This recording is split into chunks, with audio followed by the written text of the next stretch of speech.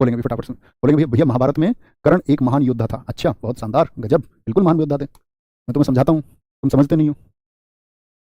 दुनिया में लोग दलीलें देते हैं, मतलब ऐसे नहीं। देखो कुछ लोग, तो मैं आपको बताऊं, मेरा काम है, कुछ लोग तो ये कहते हैं दोस्त आपका, जैसे आजकल आप जानते हो कि जातियों को लेकर के बहुत ज़्यादा संघर्ष है भारत में। हर कोई जाति अपने आप को महान बताती है। ऐसा होता तो कुछ नहीं है सच में। सच में होता है क्या ऐसा?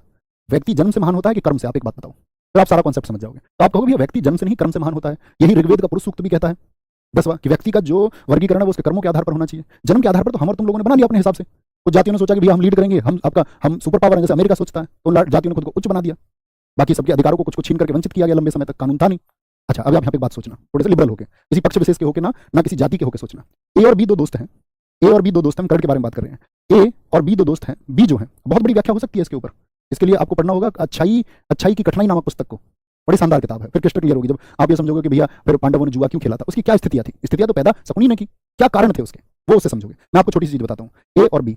बी एक बहुत खराब प्रवृत्ति का आदमी है, और इस खराब प्रवृत्ति के आदमी का नाम है दुर्योधन। ये सारे खराब काम करता है जितने खराब, स्त्री के साथ दुराचार। जो स्त्री के साथ दुराचार का भागी है, उसका साथ कर्ण को देना चाहिए या नहीं? लिबरल होकर सोचना है। एक स्थिति तो ये नहीं कि भैया उसके पास संसाधन नहीं है, उसके संसाधन छीन लिए गए, उसको मौका नहीं मिल पा रहा है, ये नहीं। वीर का क्या काम है?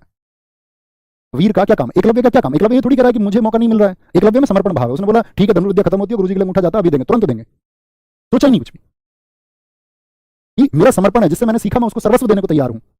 मुझे बताओ कर्ण को क्या एक दुराचारी व्यक्ति के साथ में जाना चाहिए? बात ये नहीं कि शासन के लिए। और भाई साहब, एक क्वेश्चन पूछता हूं मैं आप सब लोगों से, जब कर्ण को अंग का राजा बना दिया गया, और सच में जब कर्ण को अंग का राजा बना दिया गया, क्या कर्ण ने वहां पर जो साथी जितने भी व्यक्ति जो दलित थे, जिनको शूद्र कहा जाता था, क्या उनके सारे लोगों के जो रोग थे उनको हर लिया था? क्या उनकी सारी समस्याएं दूर कर दी थी कर्ण ने?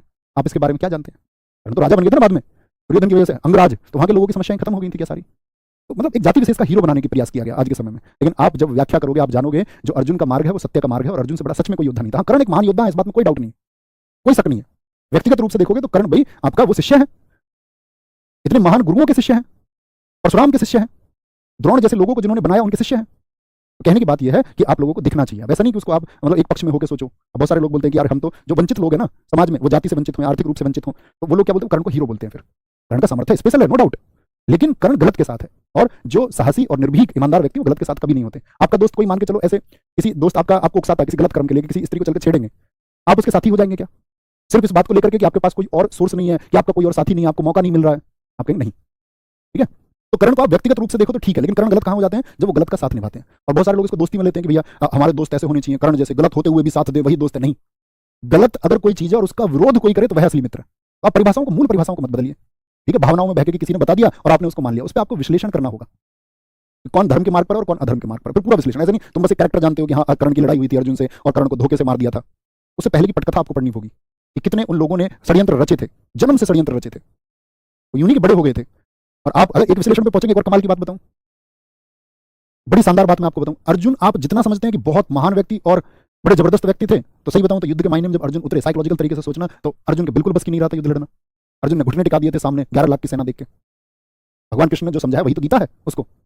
अर्जुन बोला भैया तुमने क्या पढ़ा था? अर्जुन का भैया युद्ध करने का मन नहीं रहा, अर्जुन का भैया लड़ाई करने का मन नहीं रहा। बोला इतने लोगों को मार के मैं क्या शासन हासिल करूंगा, मैं अपने तातजनों को, पिताजनों को मार के क्या शासन हासिल करूंगा। उसको युद्ध से पहले नहीं पता था अर्जुन को कि मेरे तात लोग हैं, और युद्ध को पहली बार लड़ा जा रहा था। इतने दिन से जो प्लानिंग चली आ रही थी, युद्ध तो सबसे अंत में हुआ ना, कि अर्जुन का तब नहीं पता था अर्जुन को मेरे तात हैं, मेरे रिश्तेदार हैं। आप कहेंगे भैया जी पता तो उसको पहले से था। तो जब अर्जुन को पहले से पता है तो अर्जुन की तो सच में वहां पर हालत खराब हुई। भगवान कृष्ण ने उसको यही तो मैसेज दिया। आप गीता का साइकोलॉजिकल वे में पढ़ना उसको, सच में था, हो क्या रहा था वहां पर। वो उपदेश दे रहे थे या एक हारे हुए आदमी को जिसकी योग्यता बिल्कुल खत्म हो चुकी थी, उसको ये विवश कर रहे थे कि खड़ा हो, उठ और लड़। लड़ना क्यों जरूरी है? क्योंकि पक्ष में अब ऐसी शक्ति आ चुकी है कि भैया तुम हार मानोगे तो बेइज्जती होनी तय है। आगे आएंगे तो सब चीजों से देखा करो, ध्यान से पढ़ेंगे उसको। हर कोई विशेष है, हर कोई विशेष है, हर किसी के अंदर कमियां हैं, सर्वश्रेष्ठ ना कोई हुआ है ना कोई होगा। लेकिन दुनिया में एक चीज है, मैं आपसे आज भी कहता हूं, धर्म ऐसा नहीं होता कि यार तुम ये सोचो कि कोई गरीब है अमीर है। धर्म का रास्ता सबसे महान है, जो सही है उस मार्ग पर चलो, गलत का विरोध करना सीखो।